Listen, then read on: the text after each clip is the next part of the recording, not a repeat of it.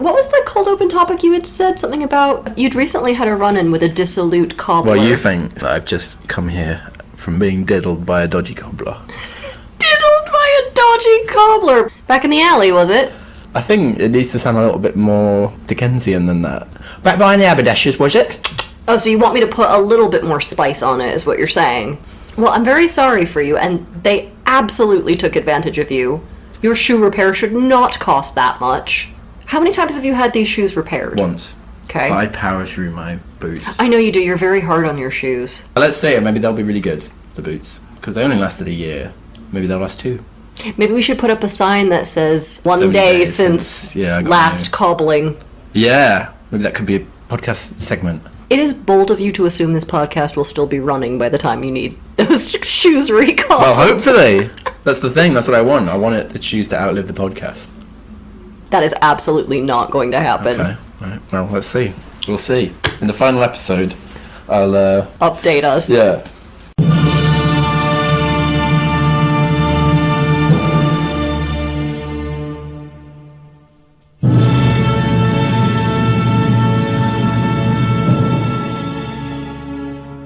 Welcome to Save Me From My Shelf, a literature podcast where we take classic tomes off their pedestal to make you less anxious about reading them. Our jokes come from a place of love and for a specific teaching purpose. However, if you think that making fun of great literature, and maybe some mild swearing, is offensive, this might not be the podcast for you. Hello, you are listening to Save Me From My Shelf. Me old mucker over here is Daniel.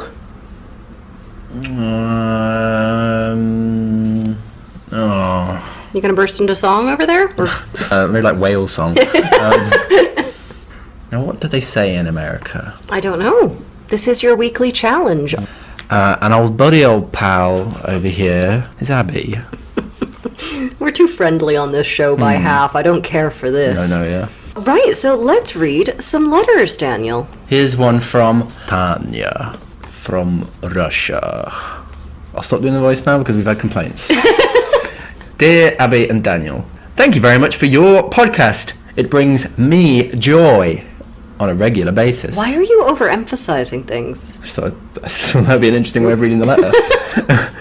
Whenever I first come across a podcast, I recommend it to friends, acquaintances, and any unfortunate passers-by. Good premise. To date, yours is the only podcast on which I've received any feedback. Positive, naturally. I like that you're evangelical about podcasts. You're just assaulting people in the street. Yeah. Have you heard the good word, friend? Have you heard the good banter? My question is, which of us have you accepted as your personal Lord and Savior? Are you an Abbey head or a Danielite? Well, have you heard of Manichaeism or whatever, or, Bielabog and Chernybog? This is not a polytheistic situation. Oh my god, and she's Russian as well. Bielabog and Chernybog. Who's Bielabog? Who's Chernybog? Please write in and tell us. So, I don't want to ask you to read any book in particular, but I will tell you that I was recently retelling the plot of Turgenev's Mumu to my non-Russian fiancé. So you got a Russian fiancé and a non-Russian fiancé, that's nice. And just recounting the story out loud, I was reminded how soul-crushingly depressing it is. So, what I would like to humbly request is for you to apply your light, irreverent touch to some Russian greats so as to make it more accessible and for us to not seem quite so cheerless. Many thanks, Tanya. I'm looking forward to summarising somebody throwing themselves under a train. I was going to say just harvesting wheat, mowing that wheat, page after page. Same book though, so that's good. Well, thank you, Tanya. We will very possibly do more Russian lit at some point in the future. And here's another one. Hi, Daniel. This is just for me. We've got Daniel Head here. I've just started listening to your podcast, and I apologise if this has been recommended to you before, but A Handful of Dust by Evelyn Waugh is a novel I would say has no plot and a twist. Oh, right. Because it's I asked for that quite early on, didn't I? Possibly even in the first episode for a book that has no plot but a twist. Yeah, I think it was in our Frankenstein episode. You said that was your ideal reading experience. Yeah. I have read it, and I think you're pretty bang on. I hope you enjoy. Kindest regards, Jenna. Thanks very much, Jenna. Well, I haven't read it, but I don't think you care, Jenna. I think that was a perfectly hateful way to begin an email, and I'm very upset. I don't normally even come first, so seeing me come alone, it's like, wow. Right, and this is a reminder, if you'd like to study with Daniel and I, we teach here at Aston University. We have an undergrad in English Lit, and we also teach an MA in English here, so please do sign up if you're interested. And don't forget to sign up for our Patreon. We will be doing our next book group in early January, and it looks like we will be reading Tomorrow and Tomorrow and Tomorrow by Gabrielle Zevin. And thank you, all the current patrons. Yes, thank you very much. Largesse. You should have seen the face Daniel pulled and That's a good face, that, isn't it? Yeah, what a waste. What a waste. So, Daniel, what is our text today? New England. I'm familiar. Well, yeah, home region of one of our esteemed co-hosts. Not me, Abby. You're Old England. Yes, exactly. And it has a bit of a mixed reputation, an alloyed reputation, doesn't it, wouldn't you say? So on the one side, you've got wholesome small-town life, a venerable tradition of learning and free thought, lush golden forests, and a sea swollen with cod. And it's got a literary tradition to match, hasn't it? Including Louisa May Alcott, the works of Henry David Thoreau, and of course my favourite, Gilmore Girls. There's another side though. So, stifling small-town paranoia, petty middle-class small-mindedness, creepy ancient woods, and a windswept, unforgiving coast. It also has a literary tradition to match, doesn't it? The works of H.P. Lovecraft, Stephen King, Scarlet Letter, all that stuff. And of course, Family Guy. Probably the most hateful thing to ever come out of New England, isn't it? So we got the dark side, didn't we, all the way back in the first series, when we read Arthur Miller's play, The Crucible, which is set in 17th century Massachusetts. With today's text, we're going to see if New England can be redeemed, if we're going to get the nice side of this city on the hill, this cradle of liberty. Will you redeem New England? So I'm sending out an appeal to heaven to Ethan Frome by Edith Wharton. Okay, so it should go without saying, we are about to spoil this book for you. The content, in this text, there's, accident and injury, lasting trauma, gaslighting, possibly in a sort of Munchausen way, that's up for debate. There's disability, bad marriages, and technically incest. That's not incest. That's fine. I say that's fine. Says the man with no cousins. But believe you me, if you had them, they'd be attractive and fair game. Oh, yeah. All right, Daniel, should we do some background? Yes. Edith Wharton was an early 20th century American novelist and short story writer. So she's most famous, I think, for her kind of sort of subtly satirical stories of 19th century New York high society. So the most famous of those being The House of Mirth, 1905, and The Age of Innocence, 1920. If you guys watched The Gilded Age, it's that kind of crap. Exactly, probably. She was the first woman ever to win a Pulitzer Prize she got that for The Age of Innocence. So well done, Edith, little lady Edith. So yeah, Ethan Frome, 1911, is a bit of an outsider on this front because it's about sort of small town New England life, but I think we could probably find some parallels. She was born in 1862 in New York City, where she was part of the kind of, the Gilded Age sort of milieu, the haute bourgeoisie, and she had a very kind of privileged upper middle class life. She travelled around Europe, she went to balls, got loads of accomplishments, the ones I mean, the kind of the ladies' accomplishments. Like mine? No, like the sort of good ones, like, You almost said playing the piano, which I can do. Speaking French. Which I can do, ish. All right, you are accomplished then. Well done. She came out, no, in the old-fashioned sense, like a debutante. No champagne corks here, please. In the 1880s, and soon after married Boston Brahmin Teddy Wharton. That all went very well initially. They were doing up houses and other rich people things. I don't know. I picture him wearing a lot of chains across his waistcoat. Do you? I imagine him more kind of like Tweedy +4s and kind of going like, little ponies in the garage. Regardless, he simply must have a big Edwardian bristly mustache. I will accept nothing less. Well, he came down with a bad bout of depression. Maybe something happened to his moustache, is what I'm wondering. He needs a bigger moustache to hide his depression under. That's what you do with a big moustache. You sweep all of your shortcomings problems underneath it. Like Friedrich Nietzsche. That's how you become the Übermensch, isn't it? So, as a result of this depression, their relationship started to suffer. They divorced in 1902, and Edith Wharton moved to France, and she kind of just pretty much lived the rest of her life in France. becoming a kind of full-time writer, intellectual socialite type, befriended loads of famous authors, including Joseph Conrad, André Gide, Jean Cocteau, and fellow expat Henry James. Also fellow alumnus of Save Me From My Shelf. So it's nice to see them all back together. Her works are in that tradition of 19th century realism, and so therefore have this kind of critical, ironic tone, and they tend to attack sort of repressive social norms and particularly gender norms from late 19th century society. I mean, I don't know about you, but I feel like the works feel a little bit kind of like hangovers of the 19th century. And I suppose 1911's not that far off, but they feel like classic realist novels rather than kind of early 20th century works. Did you come up with that phrase here, 19th century hangovers? I don't know. Because it feels, I know what you mean, hangover in a sort of like more Stylistic sense. But also... But it does feel like a drunken hangover from the 19th century in that it's, you know, it's quite bleak now, that realist style. There's something that's quite quease-inducing. There's something about the way she writes that... Oh, there's a kind of jadedness, isn't there? Right. Shall we get to the text then? And you can finally see how I was brought up. Yeah. You can see my childhood. I am feeling like I'm learning a bit from...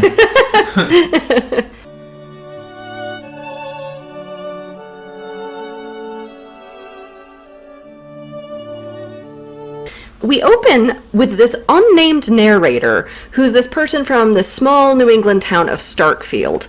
And this person, I'm going to assume it's a man. It feels like it probably would be based on the sort of social norms of the time, but it could potentially be a woman. We don't know. Lady. So this guy's heard, he's heard this here story over the years, bit by bit, from various people. It's about this real local legend, this fella named Ethan Frome, and he lives kind of over yonder. Quote, "He was the most striking figure in Starkfield, though he was but the ruin of a man. With the careless, powerful look, in spite of a lameness checking each step like the jerk of a chain. There was something bleak and unapproachable in his face, and he was so stiffened and grizzled that I took him for an old man, and I was surprised to hear that he was not more than 52. Oh, so the narrator's a bit like, he's pale and interesting. Yes, Daddy. Is this a queer reading? Because, man, I'm getting vibes between the two of them. That's not... Their little sleigh rides together, eventually. Well, that's not the impression I got, but maybe. Oh, this narrator's determined to crack open his, steely Frame. shell. Yeah. You don't buy that queer reading at all? Well, I didn't. So apparently 24 years ago, when Ethan was only 28, he had some sort of horrible accident, bad enough to have killed a lesser mortal. And our narrator doesn't really know what happened. Nobody kind of really knows the exact specifics of it. Nowadays, Ethan only ever leaves the house to go to the post office, and all he ever picks up there are various quack medicines and tonics for his hypochondriac wife, Xena. Zenobia, isn't it? That's such a cool name. Not Warrior Princess. That's got a Z, not an X. And the locals gossip about how Ethan, he's basically going to be trapped in his hometown for the rest of his days. It's really sad. When he was a young man, he had stayed on to care for his ailing father till he died. Then Ethan stayed on to care for his ailing mother till she died. Then he stayed on with his sickly wife. And now, well, after the accident, no getting out of Massachusetts, I'm afraid. Now, as a Vermonter, and we have all of our petty grudges against other states, as does everywhere, I will refrain from speaking ill of Massachusetts, except to say that the best thing about it is that it's not New Hampshire. Wow. Okay. There's all that talk also about how Frome's family have all been kind of trapped in their own way over the years, isn't there? Which is a bit sad. He's kind of the latest in a long generation of thwarted Fromes. This is a cutting to the heart of a lot of people I knew growing up. So this book is actually a little bit difficult for me, personally. It is a sad read. Okay, our unnamed narrator eventually finds himself in need of a ride, and everybody says, "Oh, why don't you ask Ethan? He'd be happy to earn a bit of extra cash." It's a bit like Uber or something, isn't it? Frome Farm has always turned a very poor crop, and Ethan's had a bit of a hard time making ends meet, so hence why he'd be happy to give this lift. So the narrator agrees, and Ethan starts commuting the guy to and from work in his sleigh. The trips, they're a little bit awkward, aren't they? At least at first, yeah. Silent and tense. Quote, "He seemed a part of the mute melancholy landscape, an incarnation of its frozen woe. There was nothing unfriendly in his silence. I simply felt that he lived in a depth of moral isolation too remote for casual access. Oh my god, Ethan would make a therapist so rich. They'd take one look at him and be like, that right there is a jet ski, friend. He would be impervious, I think, to that sort of thing. Oh, he's desperate to talk. He's desperate to have his hard shell cracked open so you can get to the gooey center. My Ethan would never do that. I'm getting a different Ethan. My Ethan would steal it out. Really? Well, what's the next sentence, Daniel? Very slowly and over time, Ethan opens up to the narrator. There you go. Okay. And maybe they fall in love a little bit. Okay. Just brushes his knee a few times. So, once he borrows a book. Another time they have to take a detour, and Frome shows the narrator his farm, and it's this kind of ugly, hopeless-looking place. It sounds like the sort of starter house you build in The Sims before you know what you're doing. You know what I used to do? I would not even build a house. I would just put the furniture on the lawn. Ooh, you're twisted. Because you don't actually they don't care about privacy or shelter, do they? The Sims. So, one time they're caught in a snowstorm, and Frome invites the narrators to stay with him until it's safe to travel. And it's this night that the narrator finally gets a little bit of a real insight into the character of one Mr. Ethan Frome. Or does the narrator get insight into Frome's character? Because then the weirdest thing happens structurally. We go from this unnamed first-person narrator to a third-person narrator, and we go back in time looking at Ethan before the accident. Everything's all going backwards. It seems like So yeah, this is a really weird framing device, because the bulk of the book, everything that we are about to see, our first-person narrator does not see this. So he doesn't actually learn any of this. Okay, so we go back, and now Ethan is this young, thwarted man, and he had what a difference. An old thwarted man. Carry on, sorry. So he had briefly been at a technical college nearby, and he had had a real interest in the sciences and really wanted to pursue this, but his family responsibilities kept him from pursuing his academic passions. So we cut to Ethan walking really far, late on a cold winter night, and I didn't actually know that you could get a melancholy case of the zoomies, but here we are. So as Ethan walks, he expects to see sledders sort of laughing it up on a nearby hill, because this is a favorite pastime for the young, jolly, lively people in the winter. But not tonight. Tonight's all quiet, because everyone is at a nearby dance instead. So Ethan sneaks up to the building where the dance is, and he sort of peers through the windows like a pervert. You know, everyone there, they're doing a conga line, they're doing the Macarena. It's all very wholesome. Ethan starts watching one girl dancing in particular, but she's dancing with some strapping young he-beast. Quote, Frome's heart was beating fast. He had been straining for a glimpse of the dark head under the cherry-colored scarf. The leader of the reel, who looked as if he had Irish blood in his veins, danced well, and his partner, the girl, caught his fire. Ethan is livid with jealousy. My God, will this depraved bacchanalia never end? But who's the girl, we wonder? Is this his wife Zena that we've heard about? Before their marriage? Before her illness? No. At this point in time, Ethan's already married to Zena. This girl is Zena's cousin, Mattie Silver. Mattie? She's come to Starkfield to help take care of her invalid cousin, Zenobia. And we never find out what's wrong with Zena. We only know that she claims to have no health whatsoever, and yet death cannot touch her. Some people might say she's taking the piss. Not me, I'm very sympathetic. There is a Munchausen's reading of Zena, or a sort of delusional reading of Zena. Type, yeah, but we never know, and that'll be up for debate. We'll talk about that in the analysis. So they don't pay Mattie, but they give her bed and board, and she's allowed to go on the odd night out in town, so she doesn't feel too disappointed by moving to the Frome's isolated farm. So it's Ethan's habit to walk Mattie home from these nights out afterwards, so she's not alone late at night. Because we don't want her to end up in like a True Detective murder plotline, right? No, that would make a much more exciting book, though. It was initially a chore for Ethan to have to go out at midnight in the cold on some long walk. But lately he's sort of found himself wishing that there could be a party every night, because he just You know, he wants to spend some time alone with Matty. She's been there a year, and she makes him feel alive again. You know, she talks about all of the STEMs things that he likes to talk about. I don't know what... Cathodes. Quarks. They didn't know about quarks back then, did they? Didn't they know about cathodes? Daniel, I tapped the out of science in the 10th grade. Why would I know but you know this? about history of science, don't you? You got a book out about it, haven't you? This is when we find out I'm a fraud. Yeah, a living fraud. You know, he can take in the walk, stop to smell the roses. She doesn't mind. It's not like that naggy Xena.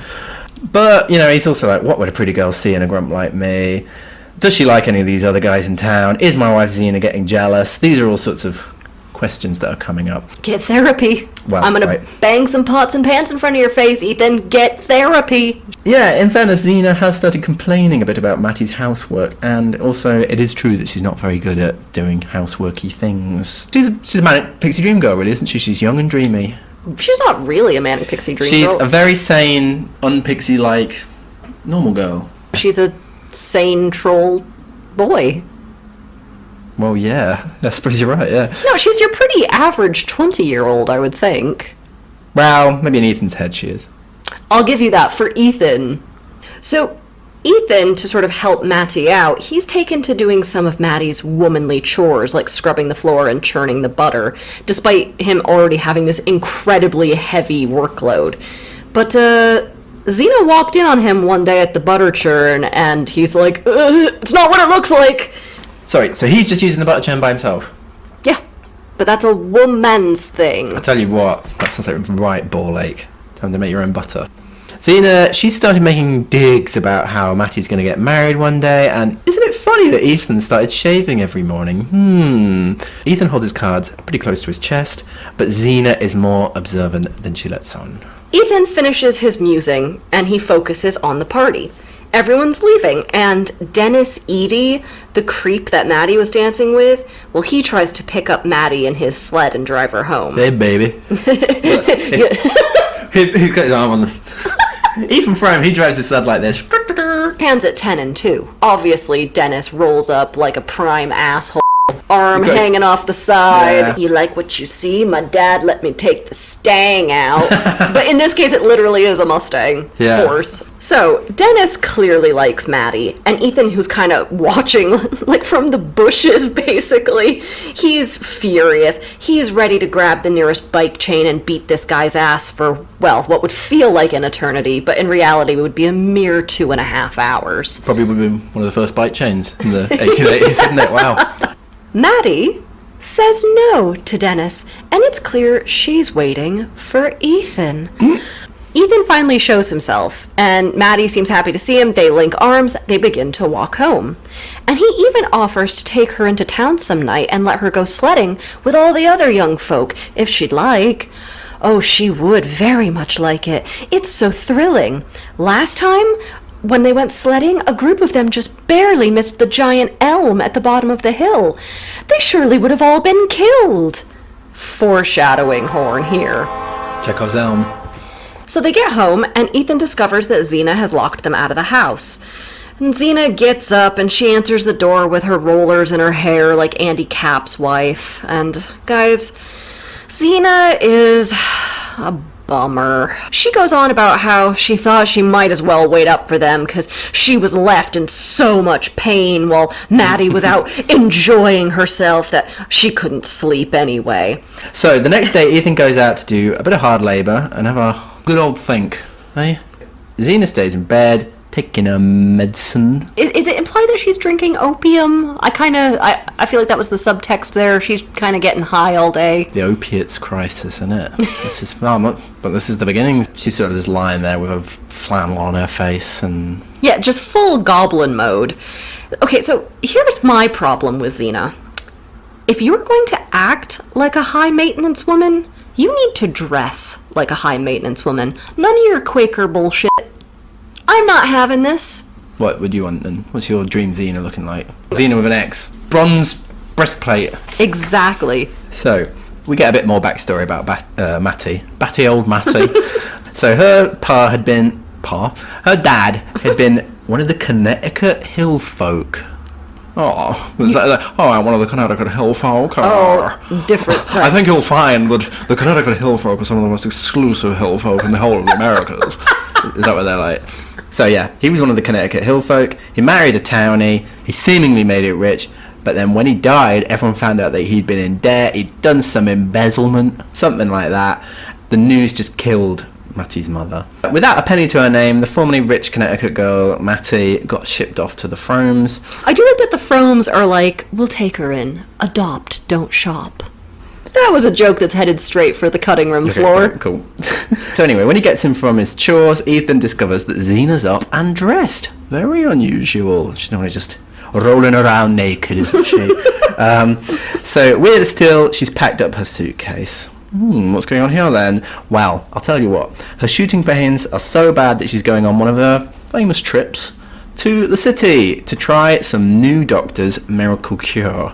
Ethan's a little bit relieved that the old trouble and strife will be gone, but he's also in absolute dread of the bills that she tends to rack up that they can't afford to pay. So yeah, we get the sense that a lot of their financial hardship is her, basically shopping at Goop. Yes, it is a bit like that, isn't it? Last time she did this, she came home with a giant electric battery that cost $20. Now, do we want to know how much $20 was in what I'm estimating to be 1887? Do you have a measuring worth? Well, yes, I do have. I do have a measuring worth. It's been so long. If you want to compare the value of a $20 commodity in 1887, there are three choices. The relative real price, so that's in relation to the sort of standardized basket of goods, of that commodity is $635. It's quite a lot, isn't it? The labour value of that commodity is $3,900, and that's only unskilled wages. Skilled wages, $5,520. The income value of that commodity, $235. I can't remember what that one means. Economic share of that commodity, $38,000. So that's the amount of kind of sway $20 would give you in the Massachusetts 1880s economy. So she basically spends what, would be like 38 grand on a battery to jumpstart her motor. Well, but she can't figure out how to use the battery, so it just sits there like a panini press that we've all got in the back of our cupboards. Cathodes. Ethan would probably get something out of that, wouldn't he? So I don't know what he's moaning about. If anyways, they're the ideal couple, aren't they? She buys in all this crack medicine, then he can play with it for his sort of STEM tinkering. So Ethan doesn't want to waste any time driving his shitty wife to the train station when he could be spending that time with Mattie. We'll have one of the farmhands take you. Zena's like, I don't give a crap that you're not driving me. I don't care. She's too busy drinking the rest of a tonic that she says, frankly, never did her an ounce of good. I always do stuff like that. Might as well finish it. I don't like this, but I'll have it. And then she gives the big medicine jar to Mattie and says, you should use it for pickles if you can ever get the medicine taste out. And I wonder, Daniel, is this pickle trope, which is going to come back up again, is this a bit of a conceptual metaphor? Oh, we're in a real pickle. Or is it the fact that Ethan is basically preserved? I was kind of thinking more that one. So yeah, what are these pickles? Well, we'll save that maybe. We can talk about the pickles later when when Picklegate arises in earnest. This is the first time the house has felt like a home since Ethan was a child. Ooh. Zena's gone, and he thinks a little bit about his loneliness. He's very alienated. And before Mattie came, life at home was just Zena constantly watching and judging him, and she was sort of constantly silent. Even in his parents' illness, they had lost the power of speech. So he, I suppose you can talk to them, but they wouldn't talk back, would they? And he couldn't talk about all of his beloved cathodes and anodes and STEM things. So Zena, she was a cousin of his, and that's how, they first met. She came to help tend to his ailing parents while he could work on the farm. He was just so relieved to have somebody to talk to again. Dreaded being alone so much when his parents died that he married her. And I think he also felt like he kind of owed her for having nursed his parents. So that's another reason why he married her. Yeah, I could get you, a box of chocolates as a thank you, or we could get married, yeah. Hey, so much of human relationships are about guilt.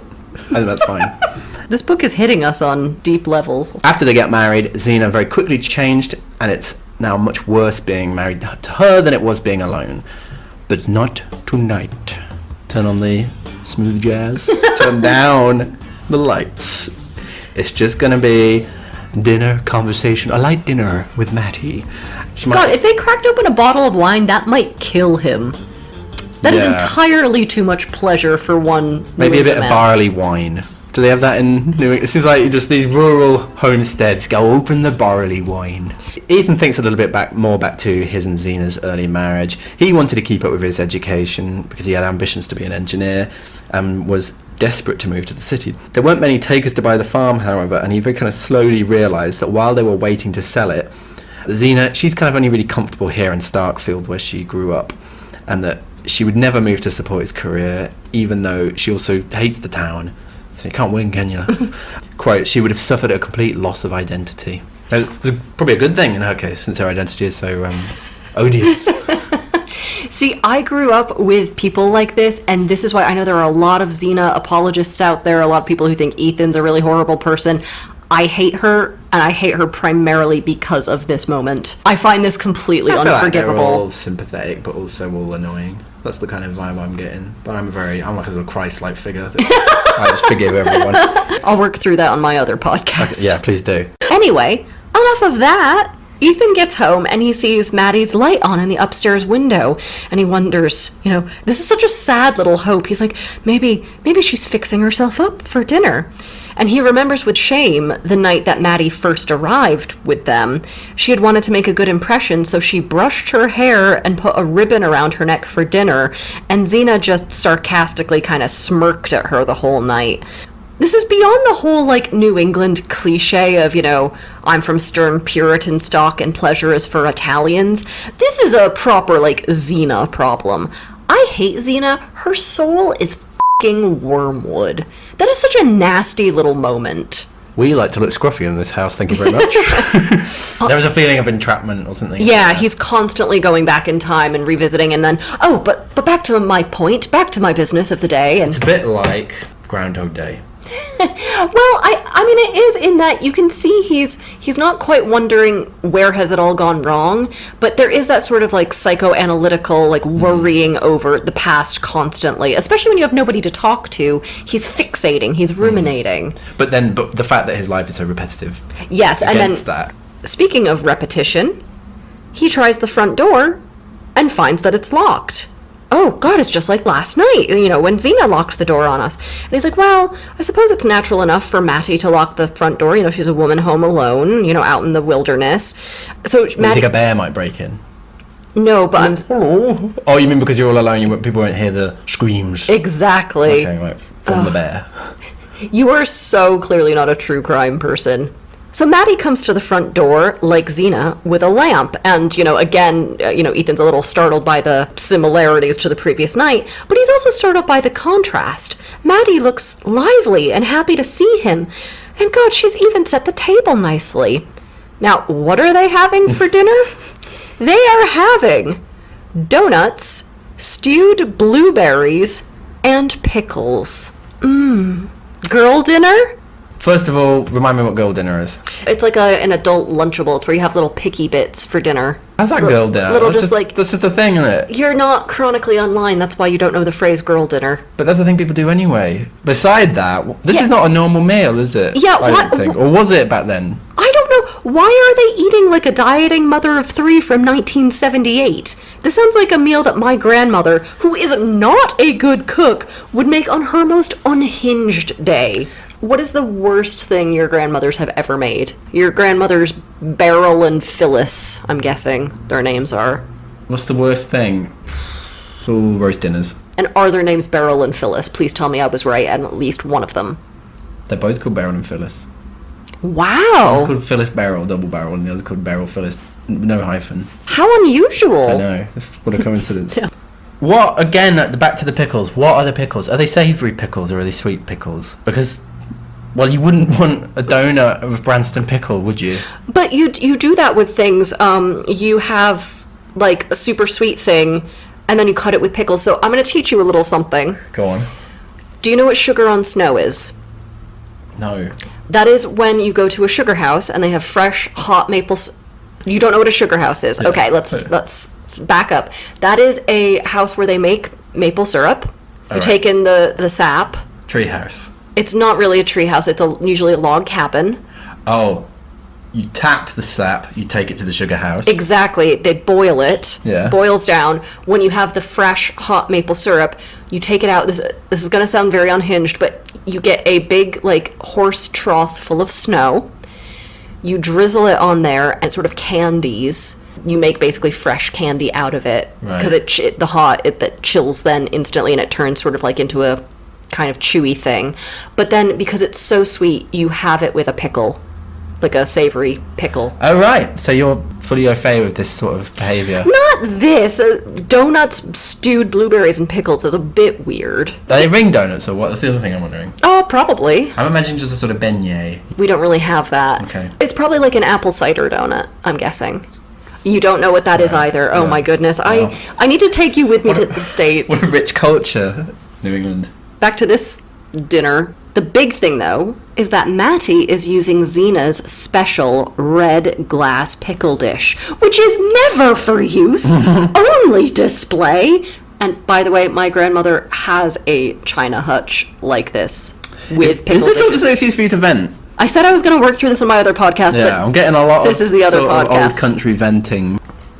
Just the whole culture is just pickle crazy, isn't it? That's the funny thing about this book. I suppose it's a bit, you know, like Much Ado About Nothing, the nothing is the vagina. Yes, I get the pun, yes. This is a bit like that, isn't it? Oh, you're saying find the phallus. Yeah, everyone's crazy for pickles, weird. But they're all skirting around the issue. But Ethan is really touched by this pickle dish, because the table never looks nice. Nobody's ever happy to see him.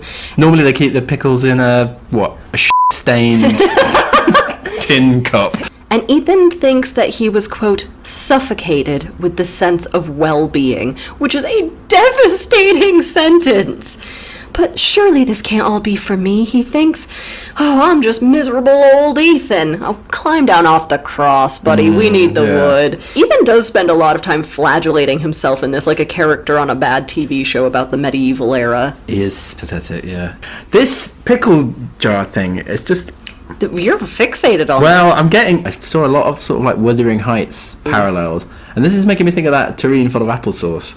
This pickle dish, much like the tureen of applesauce, is really the fulcrum upon which this story turns.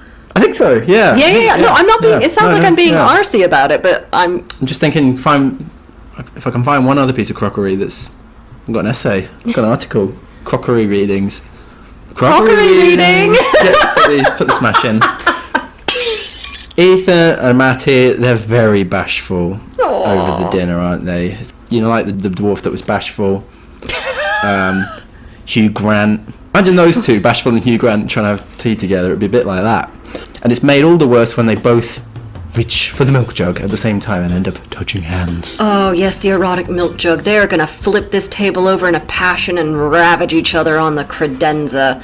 That shaker furniture isn't gonna know what hit it. It wasn't designed for these purposes, is it? So, the moment is soon broken, however, when the cat turns up, sits in Zena's chair. The cat's a bit of an Edgar Allan Poe moment, isn't it? the kind of the presence of the cat as this sort of guilt thing.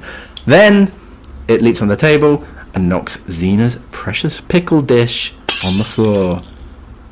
I mean, that's literally a boner killer. If we're doing the whole pickle as very thinly veiled metaphor for, phallic symbol here, it kills the mood, we'll say. Yeah. Zena, she's going to be, pretty cross. Matty's in a pickle is the conclusion there. Ethan's like, we can just blame the cat. Like when you say blame the dog, that's a fart joke. I know, I was ignoring it. Okay. But Matty's like, oh no, that won't work. We can't blame the cat because the dish was hidden at the back of the china hutch. The cat couldn't have accessed that hutch. It doesn't make sense. Cats don't have thumbs. No. They don't. Yeah. So Ethan's like, oh, don't worry, love. I'll find another just like it. Matty's like, but you just can't. You can't get a new one. It was one of your wedding presents years ago. Frome does, which I think is what we'd all do in this situation. He does the classic sort of kid gambit, doesn't he? He puts it back in the cupboard, lines up all the pieces so it doesn't look broken, and he just prays that Zena will never go and, check up on it. So, well, she's not used it so far. Well, exactly. I think, it's a sort of foolproof, I would say. Having initially been a sort of boner killer, this sort of conspiracy has sort of bonded the two, and Ethan's got a lot of adrenaline. I'm James f***ing Bond! After dinner, Ethan and Maddie sit in front of the fire, and Ethan even asks Maddie to come sit in Zena's chair. But much like when Maddie answered the locked door, Ethan is almost immediately creeped out by, the slight family resemblance between Maddie and Zena. Eventually they start talking, and Ethan says, again, we can go sledding tomorrow night, but only if it's not too dark out. You wouldn't want to run into Chekhov's elm tree accidentally in the dark, would you? Why, that'd plumb kill ya. Again, foreshadowing horn. He also gossips about how he saw this young couple they know kissing in town. And is this his dirty talk, I guess? Maybe. Is he making his move? Sort of power of suggestion type thing, isn't there? Yeah. This feels like a very special corner of farmer pornography. So Maddie... A very special corner. Sounds like it could be its own. It's a very special corner of farmer pornography.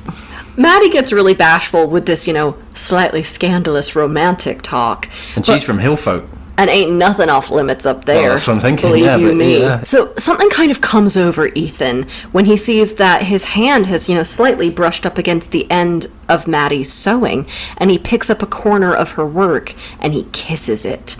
Just a 50 Shades of beige happening before our eyes. So that kind of, I think, spooks Maddie a little bit. So she gets up, she closes the house up for the night, and goes to bed. Are you suggesting that the sight of your... cousin boss... kissing your... embroidery would spook you?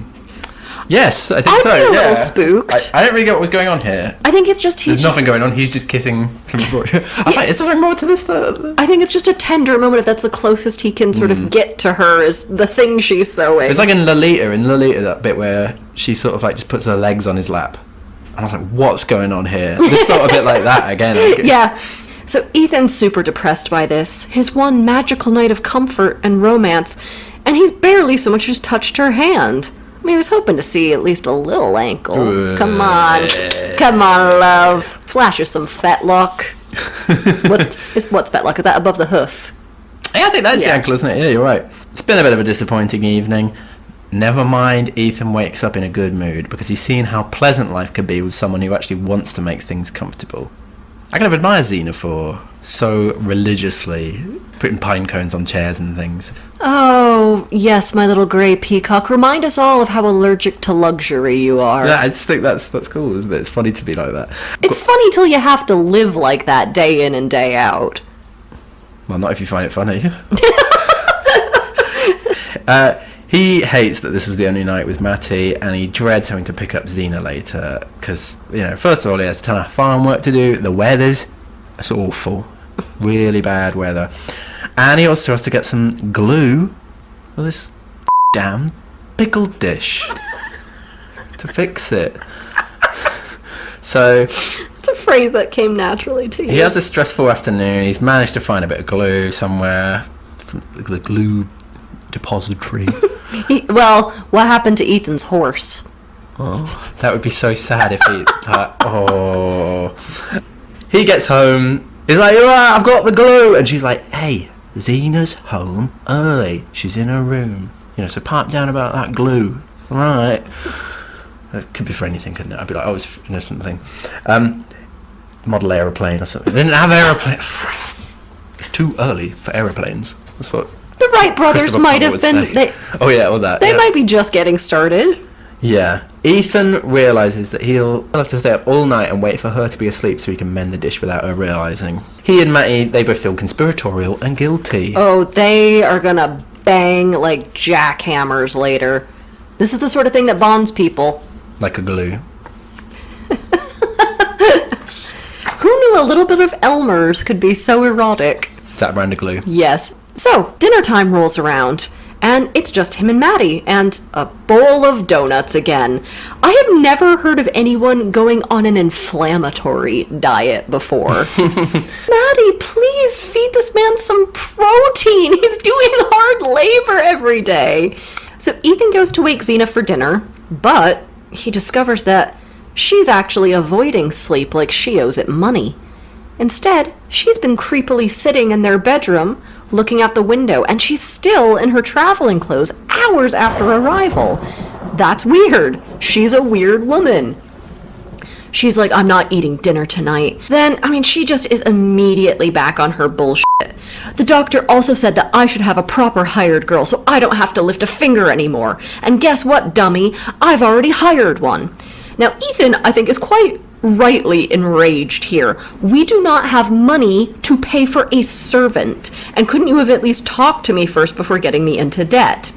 Xena wails about how, she lost her health while caring for Ethan's mother. And Ethan kind of does a double take, and he's like, lady, I think James McNeill Whistler would be real impressed with that broad brush you're painting with.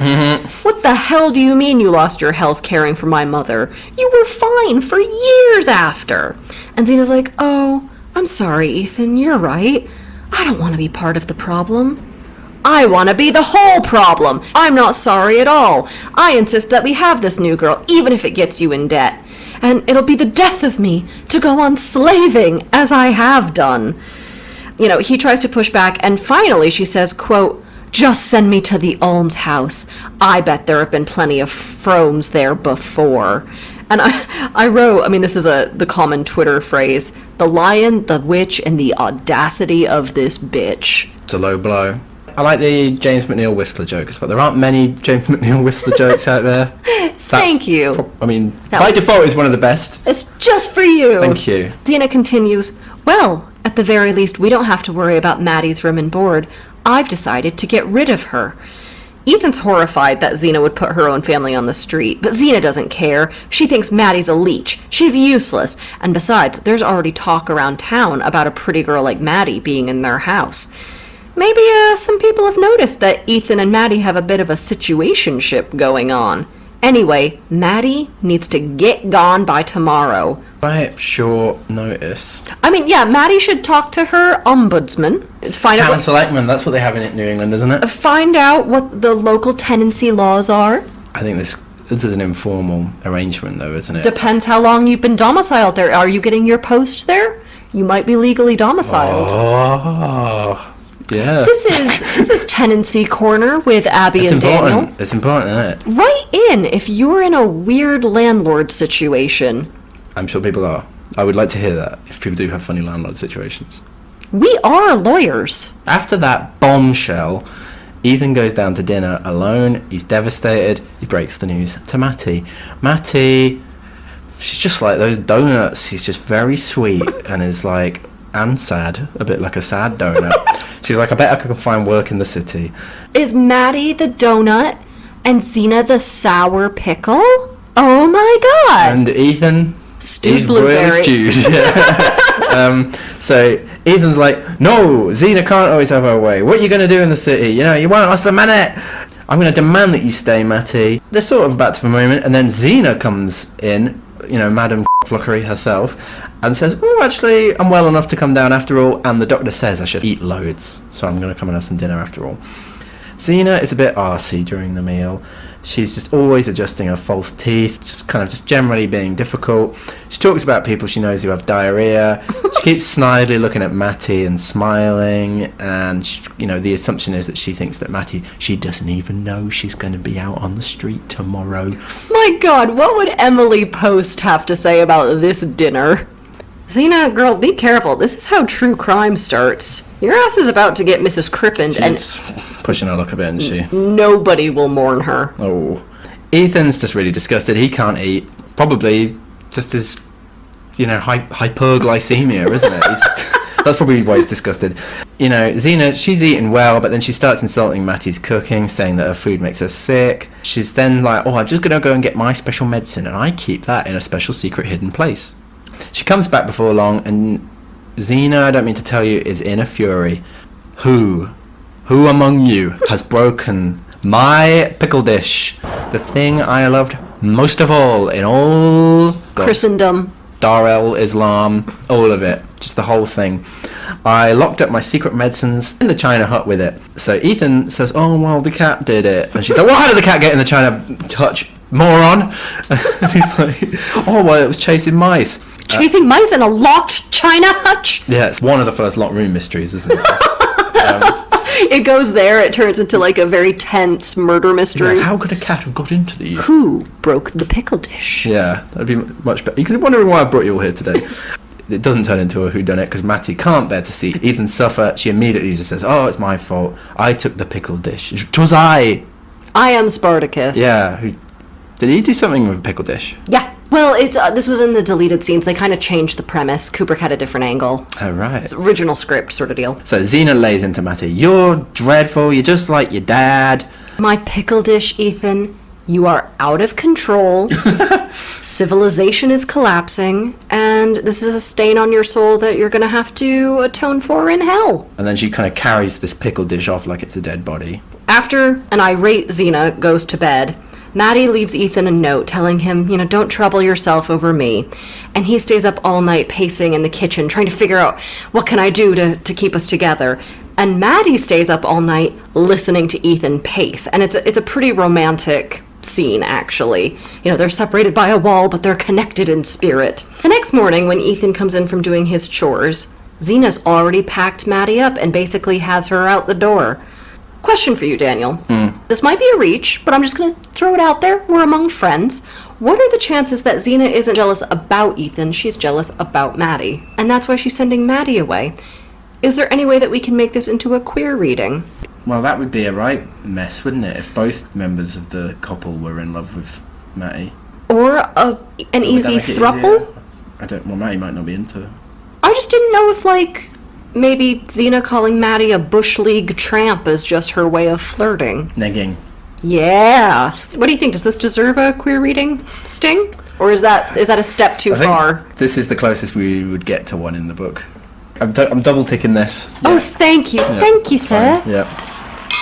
Okay, so Maddie's being basically shoved out the door, and she's basically left Maddie to wrestle with her huge trunk all alone. Maddie has like a suitcase. A suitcase, not like an elephant situation. I got confused.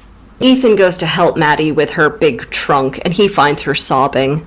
Oh God, Maddie, we've been living, laughing, loving, but at what cost? Mm-hmm. At what cost? So the two of them share a tender embrace, and Ethan says, "You know what? I can at least drive you to the train." So he takes Matty on a long drive instead of going directly to the station. And they sort of very, very super tentatively, guardedly confess their love to each other. And Ethan wonders aloud what will become of Matty in her new life. She's like, "Oh, I'll probably just get a job in a shop somewhere." But he's like, "Well, I'll probably get married before long, and I'd probably rather die than that."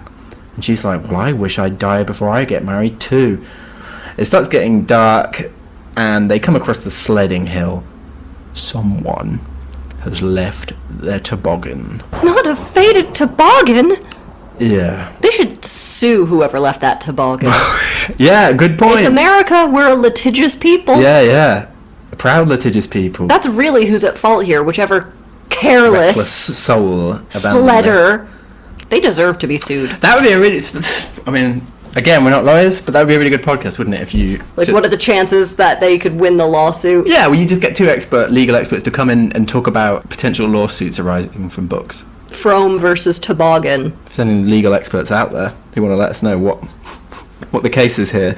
So, anyway, Ethan sees that toboggan. He's like, "Oh, I never took you sledding like I promised. Let's just, let's have a quick one. Come on, why not? Let's have a quick old roll in the snow." They sled down the hill. It's very, very enjoyable. A lovely time had by all. Thank you.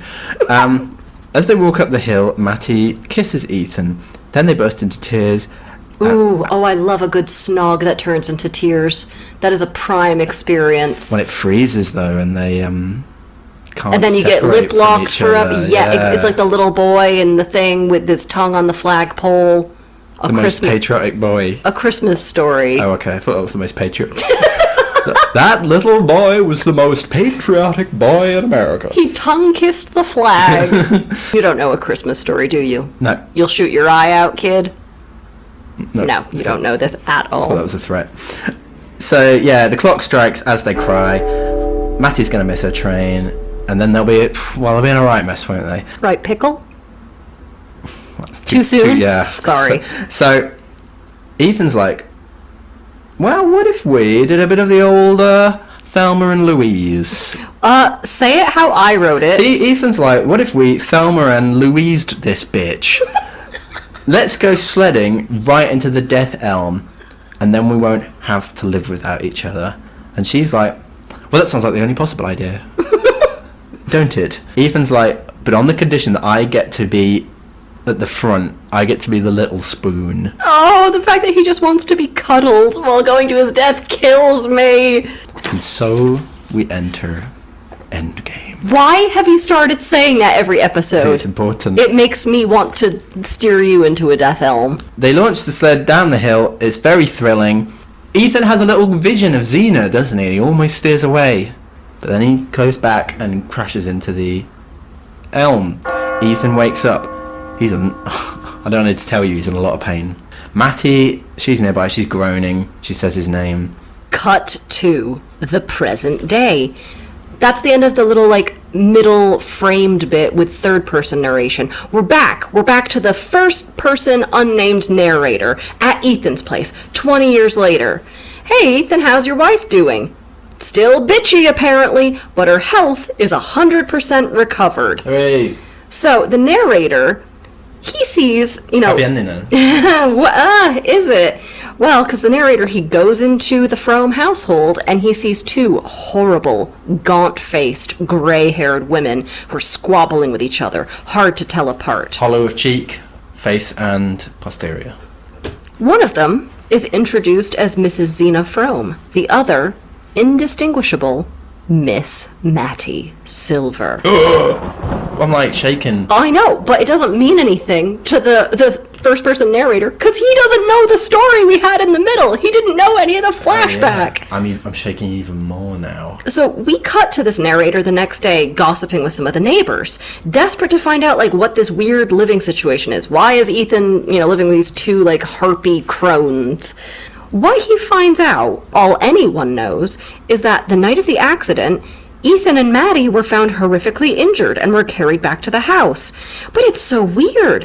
Why would, gregarious, lovely Mattie and the sort of taciturn, hardworking Ethan be sledding together? Mm-hmm. And also, they're supposed to be catching a train.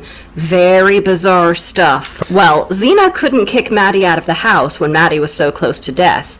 And even though Mattie eventually recovered enough, she was too disabled to work, and frankly had nowhere else to go. So finally, with something to do, Xena found the strength to get over whatever her own mysterious illnesses were. And now she's the caretaker, and Mattie the invalid. Oh, delicious irony. It's a happy ending then, isn't it, for Xena? Well, it was a good change for Xena, horrible for Mattie. The neighbors tell the narrator, Mattie had the sweetest nature before the accident, but it's done things to her. And now that she's basically living on 1 HP, she's as mean as Xena ever was. She and Xena fight, but it's Ethan who's the one who suffers. Oh. So the gossiping neighbor tells our narrator that if Mattie had died, Ethan might have lived. But she didn't. And now the Fromes are poorer and more miserable than ever, and there's no difference between the Fromes in the house and the Fromes buried in the cemetery. The end. Jeez, I didn't realize that this tragedy would be such a bummer.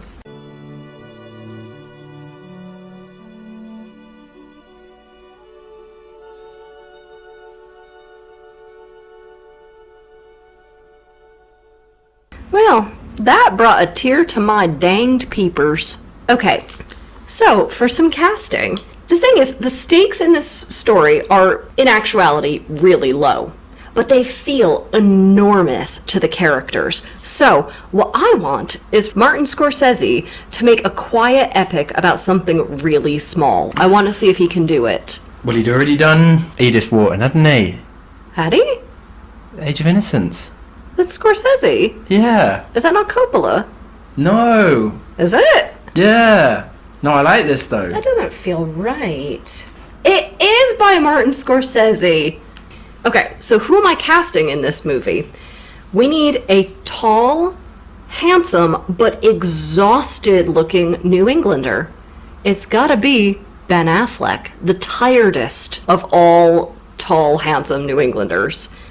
Is he looking tough? Have you not seen all the memes of Ben Affleck constantly smoking a cigarette? Yeah. And And now for our segment, Bad Goodreads Reviews. If it had any merit, it is an argument against the Odyssey, for look what gods we make when we play as authors. 1 star. Your face! I thought you might like that one. Yeah, that's crazy. I don't even know where to start. Gatsby wannabe depressed farmer. 1 star. Fellas, is it Gatsby wannabe territory if you eat nothing but gruel and use a wheat thresher and solemnly accept your poverty-stricken lot in life? Edith Wharton might be dead, but she could still catch these hands. 1 star. That's funny. Is this New England Gothic? I thought not, but there's a whiff of that, isn't there? There's the tiniest hint of Gothic about it. And I also saw somebody, I wish I could remember who it was, but they wrote once that New England Gothic is when you hate everyone around you, but you love your jam jars, and then you go to an ill-fated maple tapping party or something like that. And I was like, is that New England Gothic? Yeah. It's wholesome or stifling. And I feel like on the one side we're kind of almost broaching into Edgar Allan Poe, and on the other side it's the sort of... very mannered. Yeah, it's a comedy of manners, but a tragedy of manners. It's also, but I was thinking it's also just like a kind of classic realist narrative, isn't it? Because that's, aside from the Bildungsroman, the other one is the big infidelity thing, isn't it? So you got Madame Bovary, Anna Karenina, He Knew He Was Right, Scarlet Letter. But here it's about a bloke. Is it sort of a commentary on the realist tradition as well, do you think? Yeah, to some extent. I mean, there's way more sympathy for Ethan in this because he doesn't seem frivolous like Bovary and to some extent Karenina. They're bimbos, aren't they? Yeah. He doesn't even get to have sex with anybody in this. I think that's the other thing, is that it's not even quite fully an infidelity. No, it's not. Yeah, like it is obviously, but well, yeah, not to the same extent as like Karenina and Bovary. Yeah, they're really batting out of his league. Could you say there's a kind of sexist thing that he's forgiven because he's a man and they're just on thinner ice, so to speak? Yeah, I did wonder if that is a misogyny thing. I also wondered if it was a class thing as well. The fact that, like, again, he's not under the same scrutiny as the upper classes, and, you know, that sort of being a little bit more earthy, a little bit more humble. It's less of a height for him to fall from. He doesn't have a reputation in the same way. Yeah, but ultimately the function of all of these kinds of realist narratives, especially those about people making maybe the wrong decisions, is about exploring or trying to formally represent how an individual agency and psychology can exist within these socio-economic limitation or scarcity or what have you. Because, I mean, Ethan is kind of trapped, and this is how he responds to that entrapment. No, I fully buy that. I mean, there's a huge economic component to his decision-making. Bovary, Karenina, and Frome are all expressions of that same function of realist novels. Yes, yeah. They're just operating in different circumstances that then inform their reactions in different ways. I fully buy that. Yeah. I wanted to talk about sympathy in this book because I was surprised when I taught this in Glasgow. A lot of people really hated this book and had no sympathy for Ethan. And their argument is, you know, oh, he's sullen, he cheats on his disabled wife with her own relative under her own roof, he downplays her chronic pain, he breaks her most beloved possession. I personally think that is a bonkers reading that the evidence of the text does not support. I'm pretty surprised by it, that somebody would read that in this text. Because the narrator, the third-person narrator, is manifestly hostile to Xena. Yeah, and like, even assuming, I'm not even getting into like, is Xena lying about her disability? Is it an attention thing, a Munchausen thing? Like, let's assume she is actually disabled. Being disabled and being in pain doesn't force you to be a bad person, which Xena is, even before she has the chronic pain, even before Maddie arrives. I mean, she shuts down Ethan's dreams and she forces him into a life of hardship, not because she has anything going on in Starkfield or even likes it there, but just because she doesn't want to move, so abandon your dreams. Also, the fact that Xena hoards comfort and sneers at joy. Not only her pickle dish, which only she can touch, nobody else can enjoy it. Oh, Maddie wore a ribbon, you know, because she wanted to be nice and, you know. Oh yeah, she's nice, still. Yeah. You know, she has no consideration of their financial strain and keeps buying these useless gadgets and medicines that she doesn't even bother to learn how to use, and won't even consult her husband before making these, frankly, ludicrous charges. She rewrites her history about how she lost her health. She insults his family. Even before Maddie arrived, she basically just stopped talking to Ethan and would just creepily stare at him and judge him. She's an asshole. Oh, yeah, no, I mean, I'm not a fan, but yeah. I thought it was a commentary on the very long shadow of Puritanism, where you should be content with what you have in life, the life you're born into. It makes me furious. My cheeks flushed when I was reading. He didn't have to marry her, though, did he? I mean, like... He could have known, you don't have to settle for this just because, well, it's here and it's convenient and I probably don't deserve more. This whole book is about the resonance of Puritanism centuries after. Oh, I mean, yeah, but this is maybe just our kind of worldviews, but I'm seeing it more that the social and economic conditions of New England force that Puritan mindset to keep living, rather than that it's just like a kind of cultural hangover that they don't need. But she's just bad as well, though, isn't she? Because of like the whole hypochondriacal thing. Like, yeah. It is like a pathological thing for her rather than purely some kind of lack of get up and go. Do you think it's a Munchausen's thing? I assume she was hypochondriacal. Because, yeah, this was the big thing I was thinking about the book, was that there's a strong sense of the culture of hypochondria in the town amongst all the kind of women. And Ethan thinks in the sort of capacity of the women of the town, saying like, oh, it's one of them conditions, in a kind of slightly ironic way, if you know what I mean, where he kind of like ventriloquizes the collective harridanhood. Yeah. And so I thought it was more pointing to this idea. It was like a semi-fashionable, just kind of self-absorption thing. It has a kind of funny effect on her personality, doesn't it? Because she sometimes seems completely deluded and unreasonable, but then also sort of hyper-observant. Because like when you're a hypochondriac, you're always kind of checking yourself, aren't you? And she, you know, there's something kind of sly and savvy about her. Sly, but also completely deluded. Like you're trying to find things that aren't there. It's like any good literary critic. Yeah. You're just a kind of paranoid nutter. It's a kind of neither nor sort of story, isn't it? That they didn't kill themselves, but they did not kill themselves, if you know what I mean. In the same way, she isn't deluded, but she also is very much deluded. Could we talk about the frame narrative? Yes. This is such a weird framing device where you have this narrator who, even at the end of the novel, doesn't actually truly know what happened. We, as the audience, know more than the first narrator ever does. Why do that? Why put us in that position of like dramatic irony over the narrator? That's really odd. It creates a joke structure that we've got a sad story in the middle, but then at the end, now they swap roles. You know, that seems like the only purpose of it, and there's something kind of cruel about that, having that joke structure to it. It's like a punchline, that final part of the frame narration. Yeah, I thought it was a lot like Wuthering Heights as well, that the narrator was a bit like a Lockwood figure, because he is oblivious, isn't he? Although a bit of a dope who doesn't really know what's happening. Yeah, he's looking in on something and he doesn't know what he can see. Has the locals telling him a bit what's going on. He's piecing a story together. We've also got the sort of, the menage a trois situation, a bit like Kathy and Heathcliff and Isabella, all of that mess, but it's like so much more repressed, which it's quite funny. It feels like a kind of afterword to Wuthering Heights in the sense that it's completely repressed. There's also all that stuff about like the families all sharing graves and stuff that's a bit like at the end of Wuthering Heights. Lockwood at the end of Wuthering Heights is like, oh, could Heathcliff and Kathy truly slumber in their graves? Meanwhile, Ethan, Xena, and Matty, they're alive, but it's like a kind of death. So you've got these kind of, they're almost like negative images of each other. Well, is this a ghost story? These undead people sort of floating through their life. This brings us back to whether it's Gothic or a kind of conventional realist narrative, and I think the point here is that it's a kind of double vision thing where it's trying to... Wharton is like actively trying to see if you can square that circle. Yeah. Anyway, give us some advice, please. Okay, well, in this book, we didn't really talk about this in the recap, but colors and light tend to intensify around Maddie, and Xena is always in sort of like gray and brown and yellow. So it's really easy characterization to look at the colors that are associated with different characters. You can get a lot of easy readings out of that. It could go without saying probably, but it is worth noting. Especially women. They always... Like, you know that Trollope one? Oh, boring brown Mildred, and then pink flighty Mary, or, you know? Yeah. Now, for our clue to the next episode. So, Daniel, we've done a series of epics this year, and I think in our final episode of Season 4, I'd like to do one more epic. But listeners may wonder, is this what Daniel wants? To which I say, I don't care. If he doesn't want to do it, I'll simply make a new Daniel from my rib. Whoa, that's weird. Here's my clue. I bet some of our listeners are going to be pretty excited to have a Christmas episode, aren't they? Oh, yes, please. Wrong!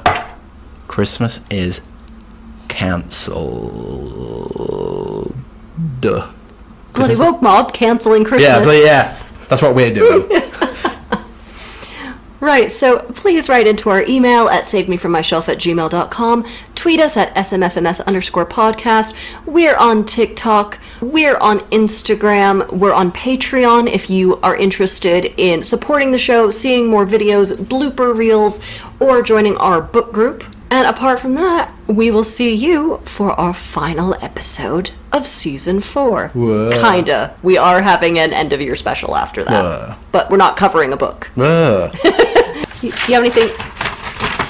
Just packing up all my stuff now. Thanks for listening to Save Me From My Shelf. Our music is The Overture to Don Giovanni by Mozart, and cover art is by Catherine Wu. Our thanks to Aston University's Centre for Critical Inquiry into Society and Culture for funding the startup of this podcast. Contact us at savemefrommyshelf@gmail.com or at smfms_podcast on Twitter. And do not, I'm going to remind you, do not forget to rate, review, and subscribe. Do not forget. Thank you.